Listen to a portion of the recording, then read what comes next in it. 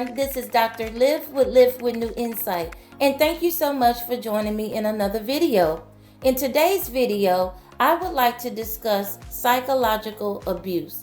Tell me in the comments below, have you ever experienced mental or emotional abuse? How did it affect you, and how did you deal with it or recover from it? It is important to talk about psychological abuse because it is often subtle, unseen, and minimized, yet it has devastating effects on the individual's well-being. Psychological abuse can trigger mental and emotional distress such as anxiety and depression, trauma symptoms including psychosis, dissociation, and can even manifest in physical symptoms. Unfortunately, society often misunderstands or blames the victims of psychological abuse, and especially when they've consented to certain behaviors, remained in the abusive relationship, or if the person outwardly appears functional and well-adjusted.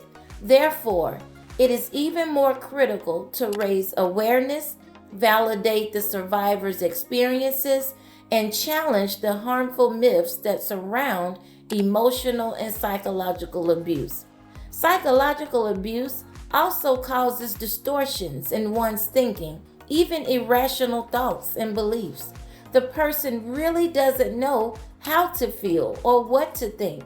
They've been up and down like a yo-yo, bounced back and forth like a tennis ball, and consumed by hurt, pain, guilt, or betrayal.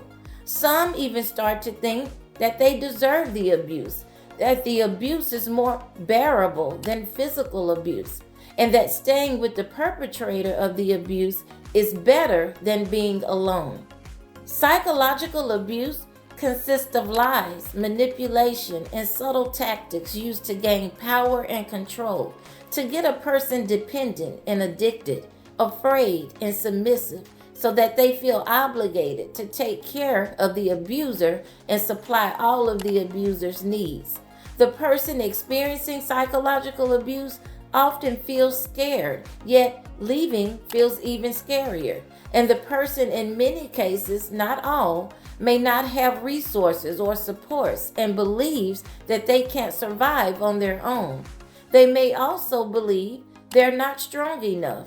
They don't trust their own decision making, and they're filled with anxiety and self-doubt. The person inflicting psychological abuse often grooms you carefully and strategically. They know exactly what to say, how to behave, and when to give you just enough attention or affection to keep you hooked. And over time, you become malleable, pliable, emotionally conditioned to feel indebted, eager to please, and compliant. You begin to normalize the dysfunction. You grow comfortable, even complacent, with toxicity, unmet needs, emotional neglect, and the deep inadequacy that comes from being consistently unseen and unheard. It's not just manipulation, it's a quiet erosion of your boundaries and self-esteem, self-trust, and sense of what's healthy or right. Psychological abuse also causes disorientation. You don't know whether you're coming or going. It's like yearning for something that always seems just out of reach. And the harder you work, the closer you think you are, the more it slips away. You want to get off the ride, to stop the emotional roller coaster, and to end the mental maze, but at the same time, a part of you wants to stay. You feel defeated, depleted, angry, and sad. You withdraw to protect yourself, yet some part of you still craves the abuser. You feel torn between survival and hope, and clarity and confusion. The important lesson to take from this video is that staying in this type of relationship poses a significant risk to your mental health and overall well-being. Love yourself more by making decisions that honor and protect you. You deserve to be with someone who adds to your life, not subtracts from it.